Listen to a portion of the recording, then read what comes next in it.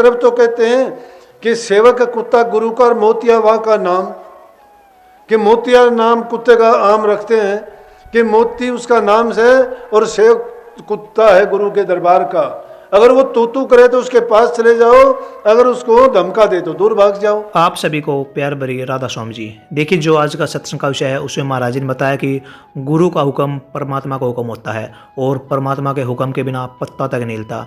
जो गुरु का हुक्म मानता है उसको कभी नीचा नहीं देखना पड़ता। गुरु की शरणाई हृदय में भक्ति रूपी हरियाली लाती है। जैसे सावन में तीज का त्यौहार प्रगति को हरा कर देता है, वैसे ही गुरु का सत्संग मनुष्य के जीवन में भक्ति रूपी हरियाली लेकर आता है और उसके जीवन को पाक साफ और पवित्र करता है। और साथ ही गुरु महाराज जी ने बताया कि जो इंसान गुरु की शरण में रहता है, गुरु के कहे वचनों पर चलता है, उस व्यक्ति का जीवन ही नहीं बल्कि उसका परिवार भी सुधर जाता है और सुख को प्राप्त करता है। तो चलिए आपका कीमती समय लेते सत्संग को शुरू करते हैं। कृपया गुरु महाराज जी सत्संग को पूरा सुनकर पुण्य भागीदार अवश्य बनिए।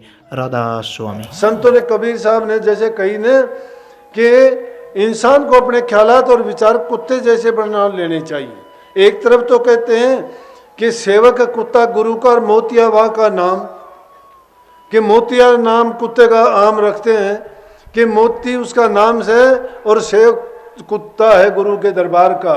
अगर वो तू करे तो उसके पास चले जाओ, अगर उसको धमका दे तो दूर भाग जाओ। इसीलिए कहा है कि अगर धनी के द्वार पर वो कुत्ता बन के पड़ा रहेगा तो कभी न कभी धनी उसको नवाज लेगा, कभी न कभी उसकी संभाल करेगा। अगर हम धैर्य रख के ये मन में संकल्प ले लें कि मैंने कुछ उल्ट के कहना ही नहीं है, तो तुम्हारे पास उल्ट के बुराई फिर नहीं आएगी। उसको कभी तो ये ख्याल आएगा क्यों बेकार में इसको परेशान करते हो। दूसरे लोग भी कह के उसको कहेंगे कि जब ये कुछ ऐसा करता नहीं है तो आप इसको क्यों परेशान करते हो। इसलिए जिंदगी में अगर तुम अच्छा बनना चाहते हो, भक्ति चाहे ना करो, घरों में अगर सुख शांति भी आपको मिल जाएगी तो भी आप समझो कि आपका ये जीवन कम से कम और ज़्यादा पापों में तो नहीं आपको बोझिल बना के मिलेगा। नहीं तो आने वाले जन्म भी पीछे के कर्म जो लेके आए थे वो तो हमने कभी अभी पूरे किए भी नहीं हैं, और आगे के जो है और ज़्यादा हमने बना लिए। हमें नहीं पता, लेकिन किसी के बताने से तो उसको समझ लेना चाहिए। जीव को ये ज्ञान नहीं है। जीव के ऊपर ये पाबंदी है कि दुनिया में इसको एक प्रकार से अपने प्रति अंधा बना के भेजा गया, ये अपने बारे में नहीं सोच पाता। संत लोग इसीलिए इस जीव को चेताने के लिए आते हैं और कहते हैं कि तेरा जन्म किस लिए हुआ था, उसके लिए तू जाग। कबीर साहब ने जगह जगह कहा है कि सोवत डिनर गए 84 जागत ने जुग जीता, कि जो लोग इस चीज़ के प्रति सोए हुए हैं वो अपना जीवन व्यर्थ कर देते हैं, लेकिन जो जाग गए, जिन्होंने चेत लिया, जिन्होंने इस बात को जान और समझ लिया, उन्होंने इस युग को जीत लिया। युग जीतने का मतलब है कि वो जन्म मरण से बरी हो गए, क्योंकि उन्होंने जो कर्म का भार था वो नेक कर्म करके, प्रभु की भक्ति करके उन बुरे कर्मों को यहीं पे ख़त्म कर दिया है। यही एक ऐसा चोला है इंसान का जिसमें हम अपनी बुराइयों को मिटा सकते हैं और नाम की कमाई के करके खजाने को भर ले जाते हैं, जिसके कारण हमें फिर संसार में दोबारा नहीं आना पड़ता। इसलिए संतों का उपदेश होता है, वो कहते हैं कि नेकी कर दरिया में डाल, कि किसी की भला करते हो तो भी उसकी आस ये ना रखो, क्योंकि अगर आस रखोगे तो तुम्हें फिर आना पड़ेगा दुनिया में। दो ही चीज़ हैं, एक है अपेक्षा, एक है उपेक्षा। अगर आप किसी से अपेक्षा करोगे तो समझो कि बंधन में बंध गए। अपेक्षा बहुत बुरी चीज़ है, क्योंकि आपकी जो चीज़ की अपेक्षा हो जाएगी वो चीज़ आपको नहीं मिलेगी, आपको दुख होगा।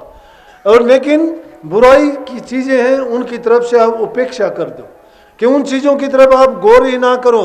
अगर तुमने बुराई की तरफ ख्याल करना शुरू कर दिया, दूसरे के दोष ढूंढने शुरू कर दिए, उनकी बुराइयों के प्रति हमने कोई विचार अपने मन में पाल लिया, तो हम तो अपनी दृष्टि में ये दोष कर लिया कि हम बुराई देखते हैं, बुराई हमारी खुराक बन जाएगी, उसके बिना हम नहीं रह पाएंगे। नहीं देखा, कई आदमियों को आदत होती है इधर से उधर करने की, सुबह से लेकर शाम तक कभी वहाँ गए कभी वहाँ गए, उसकी बात उसके सामने, उसकी बात उसके सामने, कहीं झूठी कहीं सच्ची। अरे किसी से क्या लेना है, अपनी तरफ देखो कि हमने अपना क्या करना है। जो आदमी अपना अच्छा करना चाहता है वो दूसरों की बुराई को देख के उस बुराई से सीख लेता है कि इसके बुराई करने से इसका ये परिणाम हुआ है, तो मैं ये बुराई नहीं करूँगा। और अच्छाई को देख के उसको ये लेना चाहिए सबक उससे कि अच्छा करने का परिणाम ये होता है कि इंसान अच्छा काम करता है तो उससे दूसरे लोगों से भी सम्मान मिलता है, इज्जत मिलती है। और जब वो मिलती है तो उसको एक ख्याल बनता है कि कभी मेरी इस चीज़ को ठेस ना लग जाए, कभी ये मेरी कोई ऐसा काम ना हो जाए कि जिसके कारण मेरी बदनामी हो। इसलिए हमेशा अपने प्रति इन बातों का जो ख्याल रखता है, बुराइयों की उपेक्षा करे, किसी से अच्छी चीज़ के लिए ये ना अपेक्षा करे कि मुझे इज्जत मिले, सम्मान मिले। भक्ति के रास्ते में अगर ये चीज़ मन में पैदा होती है तो समझो कि ये विक्षेप आना शुरू हो गया और भक्ति के रास्ते में एक बाधा है। सच्चे मन से अगर भक्ति तुम 2 मिनट के लिए भी कर लोगे वो तुम्हारा 2 घंटे से ध्यान करने से भी अच्छा होगा।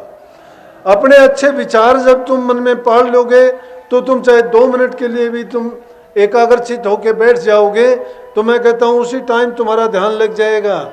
और वो ऐसा होगा कि लाखों मन पूजा पाठ करने से, तीर्थों पे जाने से और दूसरे परोपकार भलाई के काम करने से बेहतर होगा। 1000 वर्ष के तप करने से भी वो अच्छा होगा। लेकिन अगर हमारे विचार ख्यालात अच्छे नहीं हैं और बैठना चाहेंगे चाहे 2 घंटे के लिए भी बैठोगे तो भी वो विचार हमारे दिमाग में घूमते रहेंगे और हमें अच्छे रास्ते पर नहीं चलने देंगे। इसलिए जो हमने गुरु ने नाम की बख्शिश की है उस नाम को भी जिस तरीके से बताया गया उसी तरीके से करके आजमा के देखो। अगर उसमें नुकसान होता है तो छोड़ दो, उस नाम से क्या फ़ायदा है। लेकिन एक यही चीज़ है जो जीव के निजी काम में आती है। उस नाम की हुई कमाई का कोई हिस्सेदार नहीं है, कोई उसको बटा नहीं सकता है, चोर उसको चुरा नहीं सकता है, उस पर और किसी का दावा नहीं। जो भी करोगे वो आपके लिए है। दुनियादारी के और जितने भी काम किए जाते हैं उसमें तो किसी की कोई ना कोई दखल हो जाती है।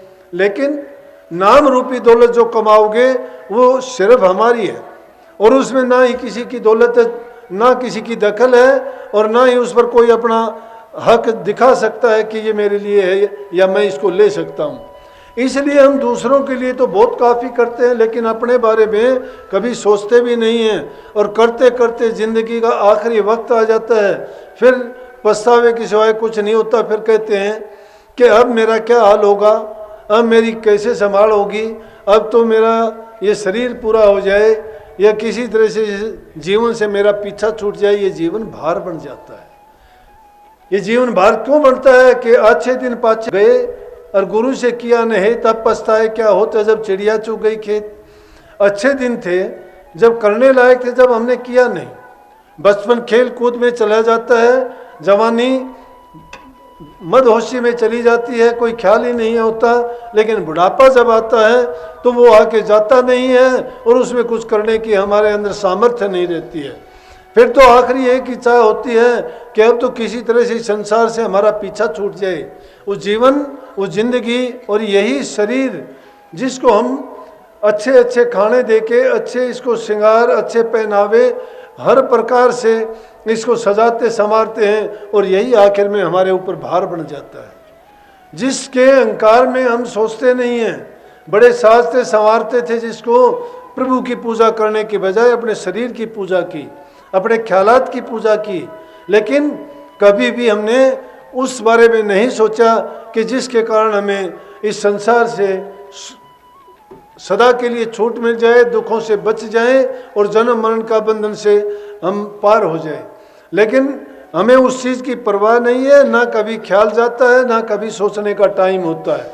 हम अगर सोचते भी हैं तो अपने बारे में कम, घर परिवार के बारे में, धन संपत्ति के बारे में, महल मकान के बारे में, जो चीज़ें सब यहीं की यहीं रह जाती हैं, सब यहीं छोड़ के चले जाते हैं। इसीलिए इंसान को सबसे बड़ा मूर्ख कहा गया है जो भक्ति के रास्ते पे नहीं चलता, प्रभु का गुणगान नहीं करता और उसका एहसान तक नहीं मानता।